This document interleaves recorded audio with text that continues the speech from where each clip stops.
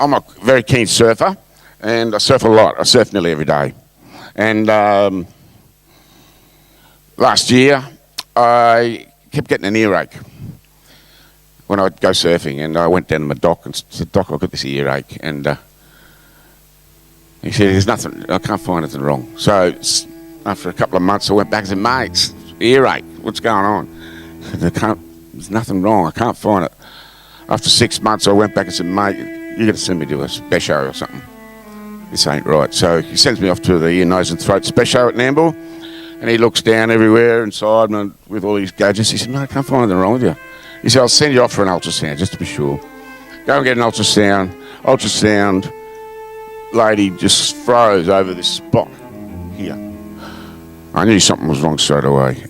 So go back, get a biopsy a couple of days later, and it was 3 days before Christmas. I was driving along. I remember exactly where it was. I know exactly the time. I know exactly what I was doing.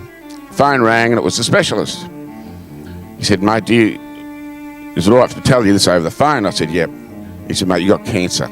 You got cancer in your lymph nodes running down here, and it's a secondary cancer. So the primary cancer, we don't know where it is. There's another cancer causing these lymph nodes to do their job and have cancer in them." 3 days before Christmas, not the best news you want. Unfortunately, he was going on holidays in 2 days' time overseas for 4 weeks.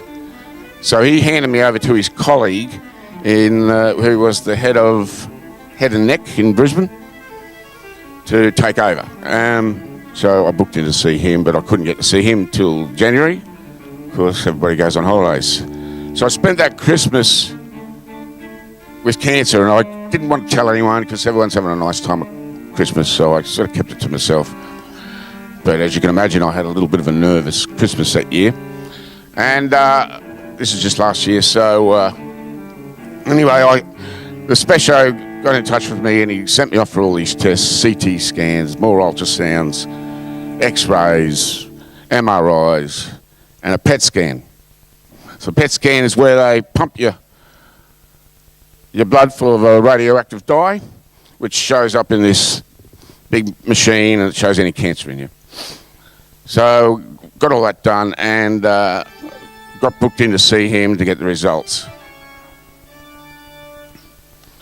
So this was a very scary time in my life. Through all this, I told you I didn't tell anyone at Christmas, but I did pray a lot. And so I had this calmness over me the whole time because I knew God was helping me out with it all.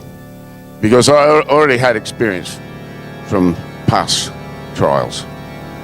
So I still had this peace over me. Anyway, I had this bundle of results in my hand, and off I go down to Brizzy. I got there early to dodge the traffic. I got there quite early. So I'm walking down the street at Wickham Terrace to his practice, or whatever it is, not his practice, but his office, looking at all the nice buildings. Anyway, I go past the Baptist church there. I don't know if you've ever seen the big Baptist church at Wickham Terrace. It's old. It's one of the biggest in Brizzy. And it's where my nana took me and my brothers when we were little kids. And it's where my seed got sowed. And I went, "Oh my gosh, there's the old Baptist church." So that's how important it is to sow seeds. You know, that seed got sowed in me when I was a little boy, and it's just been growing in there ever since. All right, so that's when Pastor Rod and everyone says sow those seeds, they know what they're talking about. So I knocked on the door, went up to the church, knocked on the door. It was locked. Knocked. This bloke came out. I said, "Mate, you know, my nana used to bring me here when I was a little kid. Can I come in?" He said, "Yeah, of course you can. I want to come in and pray." "Yeah, come on in." So I go in. He goes back to his office and walk around this big empty church and knelt down in front of the big pipe organs. And I thank God for my nana sowing my seed. And I thanked him for everything else, and prayed about the result I was about to get. So left there, went into the doctor's, go into the room. He asked me, go in, and gives me the news. Stage 4 tumour, half the size of he said, "Oh, you've got a stage 4 tumour, half the size of the palm of my hand in your neck, and it's cause all your lymph nodes to be cancerous as well. When you got cancer, there's it's graded into 4 categories. Grade 1's the least, grade 4's the highest. Grade 4. That was the bad news. He said you got to have 7 weeks of chemotherapy and radiation. But the good news was it was a cancer that was sensitive to radiation. So I drove back to Brisbane, from Brisbane at 80 kilometres an hour, and it seemed to take 5 minutes. I was in shock, but I prayed the whole way. I just kept praying, and it kept helping me through.